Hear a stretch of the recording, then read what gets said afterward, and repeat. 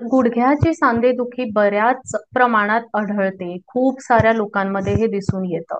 तर गुडघ्यांची सांधेदुखी, सांधे झिजणं हा प्रकार साधारण 50शी नंतर होतो आणि गुडघ्यामध्ये किंवा बाकी मणक्यांमध्ये सांधेदुखी किंवा झिजणं किंवा अर्थरायटिस जे म्हणतो आपण संधिवात, हे जास्त करून वेट बेअरिंग जिथे आपलं अंगाचं वजन पडतं अशाच जॉइंट्समध्ये दिसून येतं. त्यामुळे गुडघ्यामध्ये किंवा मणक्यामध्ये हे दिसून येतं. बऱ्याच पेशंट्सचे खूप म्हणजे एकतर गुडघे दुखणं हा पहिलं हे येतं कंप्लेंट असते. त्याबरोबर आखडतात गुडघे खूप. तर तुम्ही खूप वेळ बसलाय आणि अचानक उठला तर गुडघे तुमचे आखडलेले असतात. पहिली 4-5 पावलं तुम्हाला चालताना खूप त्रास होतो. नंतर थोडंसं मोकळं वाटतं.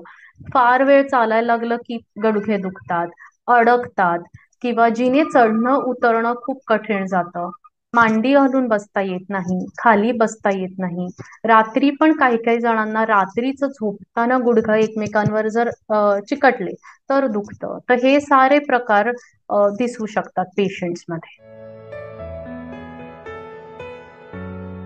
व्यायामाचे प्रकार आम्ही जे गुडघेदुखींमध्ये दाखवतो ते साधारण लवचिकता वाढवायचे व्यायाम असतात एक, आणि दुसरं म्हणजे शक्ती वाढवायची. तर गुडघ्याचे मसल्सची शक्ती वाढवायचे जे प्रकार आहेत ते केले जातात मुख्य म्हणजे. आणि जर कुठे अडकला असेल गुडघा, त्याला आम्ही मोबिलायझेशन म्हणतो, त्या टेक्निक्स वापरल्या जातात. याचबरोबर आम्ही इव्हन आपल्या कमरेचे व्यायाम तितकेच महत्वाचे आहेत, तर ते प्रकारही गुडघेदुखीमध्ये खूप उपयोगी होतात. तर ते व्यायाम पण आम्ही दाखवतो. आणि थोडे पावलांचे व्यायाम किंवा पोटाचे व्यायाम, कोर स्ट्रेंथनिंग ज्याला आम्ही म्हणतो, हे सगळे प्रकार एकत्र आणून आम्हाला ट्रीट करावं लागतं. एक तर आहार आणि विहार ह्याचा समतोल राखावा लागतो. तर एक एक तुमचं वजन आटोक्यात ठेवणं हा मुख्य प्रकार आहे. त्यासाठी तुम्हाला खाण्यातले थोडे बदल करावे लागतील.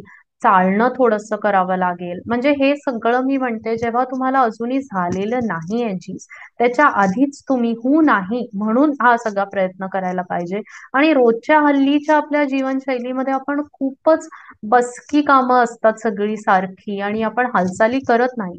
तर रोजच्या रोज एक तर व्यायाम करा, कुठलेही प्रकारचे व्यायाम, फिजिओथेरपी म्हणा किंवा जिमला जा, योगा करा, वॉकिंग करा. पण रोज एक तासभर व्यायाम केले गेले पाहिजेत. त्याचबरोबर तुम्ही खाली बसणं, उठणं, जिने चढणं हेही लहानपणीपासून अगदी लहान मुलांना आणि 20शीत हे सगळं तुम्ही करत राहिलात, तुमचं वजन आटोक्यात ठेवलत आणि स्नायूंची शक्ती वाढवली, तर नक्कीच तुम्हाला जी झीज होते त्यामुळे तुम्हाला काही त्रास होणार नाही. आणि जरी झाला तरी तो तुम्ही अगदीच लगेच बरा करू शकाल व्यायाम करून.